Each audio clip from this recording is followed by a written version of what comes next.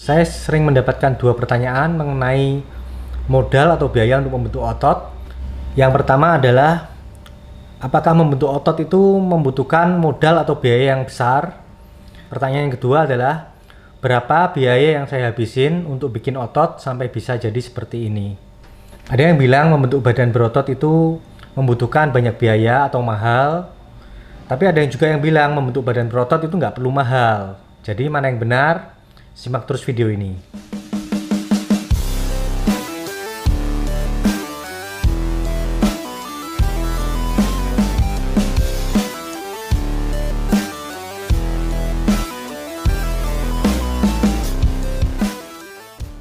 Oke, saya akan bahas semuanya di video ini.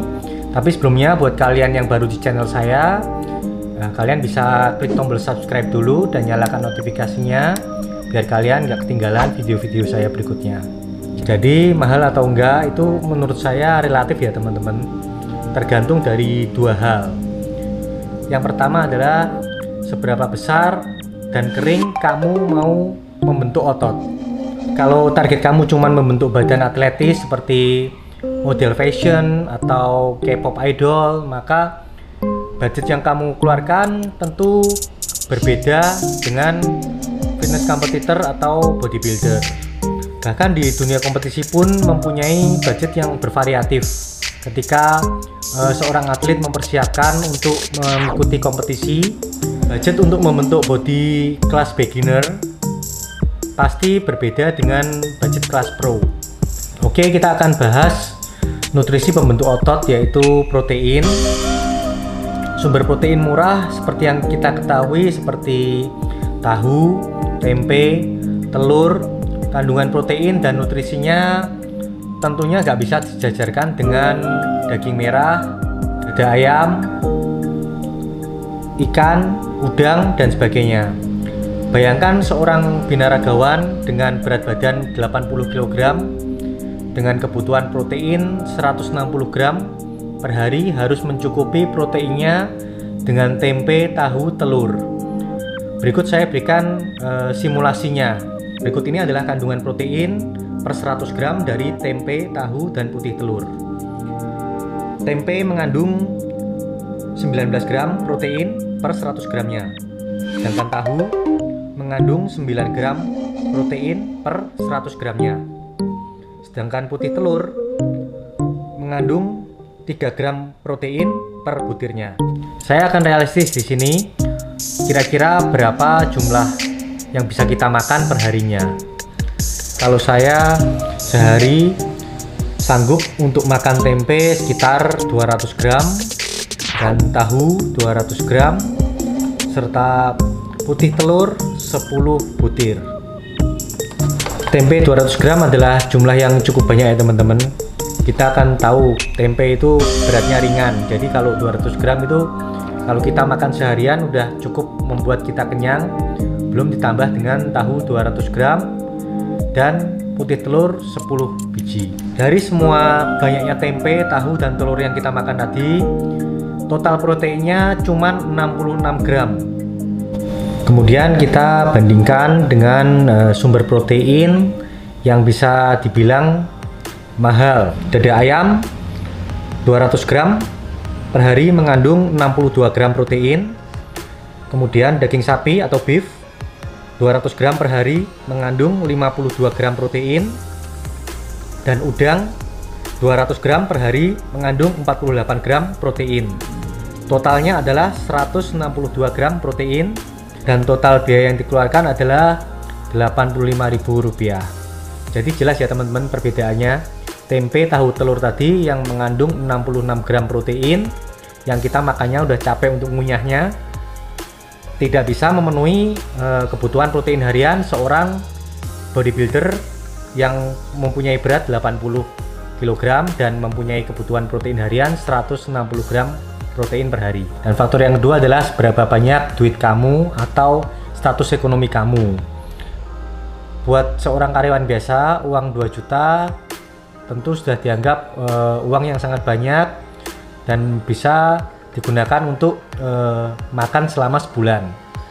Tapi mungkin buat anak sultan uang 2 juta gak cukup untuk sekali makan doang. Jadi sekali lagi, mahal atau murah itu relatif ya teman-teman. Kemudian lanjut ke pertanyaan yang kedua. Saya sering mendapatkan pertanyaan, bro, berapa sih duit yang kamu habiskan untuk bikin badan seperti itu? Nah, untuk pribadi saya sendiri, saya adalah tergolong status ekonomi saya bisa dikatakan sedang ya. Jadi saya harus seefisien mungkin dalam maintain ataupun membentuk otot. Toh ini juga nanti kedepannya untuk investasi kesehatan kita juga jangka panjang.